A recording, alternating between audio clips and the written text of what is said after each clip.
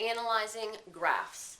So graphs can show the relationship between two quantities without using specific numbers on the graph. So we won't be able to get specific hard data, hard numbers, but we can tell what may be happening in a particular situation from the changes that are happening on the line that's graphed on a coordinate plane.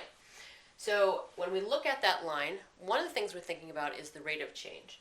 So if I have a graph that has time on my horizontal and distance on my vertical axis, I can take a look at how that distance over time, how that rate is changing as the line moves. So if we have a line that is going up and to the right, if we think about a positive slope, then whatever's happening there is increasing. So in this particular case, my distance over time, my rate, how fast I'm moving per minute, or again, we don't have units here, is increasing. So we're going faster in this particular case. So our speed is increasing.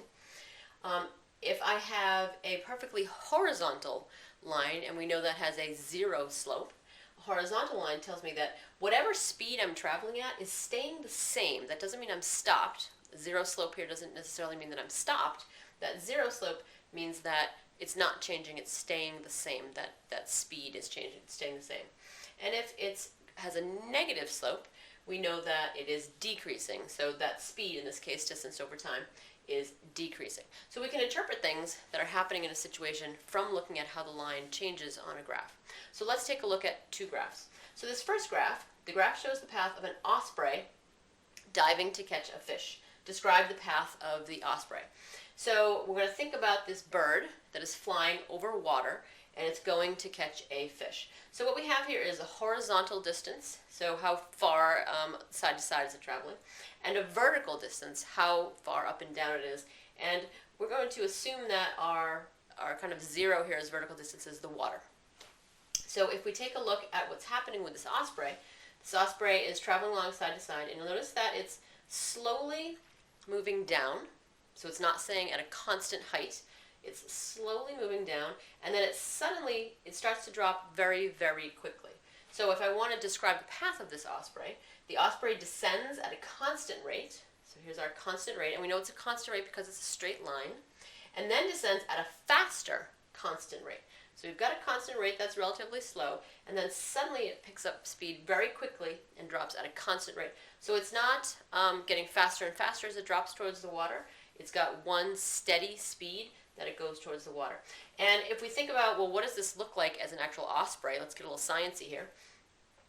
The osprey is going along, it's waiting until it sees a fish, and then it suddenly drops down.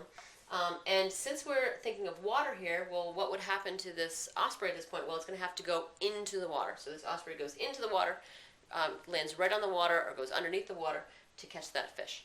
So describing the path, the osprey descends at a constant rate, so we want to say that it's going down, and we also want to mention that it's going at a constant rate. So we want to talk about, is it constant or not constant, and we also want to talk about, is it increasing, decreasing, or is no change at all. So the osprey descends at a constant rate, and then descends at a faster constant rate. So I want to point out that I have a constant rate that's descending. I also want to point out that I have a second constant rate that's descending that is faster than my first constant rate. All right, let's look at a second graph here of another bird going to catch a fish. So this graph shows the path of a pelican diving to catch a fish. Describe the path of the pelican. So again, we have a coordinate plane, horizontal distance on my x-axis, vertical distance on my y-axis. But notice that this graph is not made up of two linear sections, two constant rate sections. So nowhere in this particular graph does this pelican have a constant rate of speed. It does start up in the air, which makes sense. Again, this is my kind of my water line as my vertical distance above the water. So this particular bird comes down, and you'll notice this is not a constant rate. So it's coming down faster and faster and faster until, notice this line is almost perfectly vertical. So it kind of comes almost straight down, which the osprey did not do. So it comes almost straight down. Again, it must have spotted a bird here. But then notice what happens is its distance kind of levels out here. We've got a slower and slower distance change as we go. So if we think about how this works with a pelican, if you know how pelicans fish, Pelican is flying, it sees the bird, and how pelicans fish is they swoop down and then they fly across the top of the water and kind of put their beak in the water and skim for the fish. They don't actually go all the way underneath.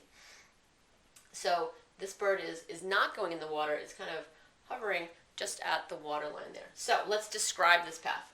So the pelican descends. I will need to describe, am I ascending or descending or staying the same?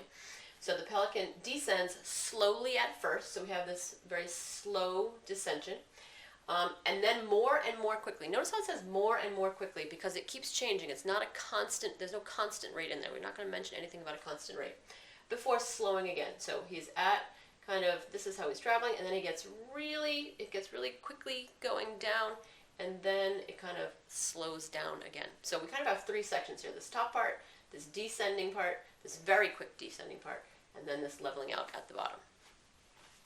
Make three comparisons from the graph of the osprey and the pelican. Both graphs are descending, so both of these birds are starting up high in the air and coming down low, so that's the same about them. Again, as we compare, we'll want to look for things that are the same and things that are different. So we've got one thing that is the same, they're both descending. Both are nonlinear, so that's the same about them. Neither one of them is a linear graph. But the osprey has two linear sections. So the osprey has kind of two constant speeds, two constant rates of change in there, but in two different sections. So it's still nonlinear. And third, the pelican is fastest in the middle of the flight. So our pelican really has this kind of very steep spot in the middle here, whereas the osprey is fastest in the last half of the flight where he drops to go down to the ground. I'm sure you could come up with some other comparisons that you could make from these two particular graphs, but these are three. So again, when we're looking at a graph and we're trying to describe the pattern, we want to think about which way are we going. So are we ascending, going up, staying the same as a horizontal, or descending, going down? We want to think about that as far as each section of the graph. And we also want to think about how fast that is happening. So is it a constant rate, or is it changing? Is it changing quickly? Is it changing slowly? So we're thinking about which direction, and is it a constant, or is it variable? Is it changing? So here we are analyzing our graphs.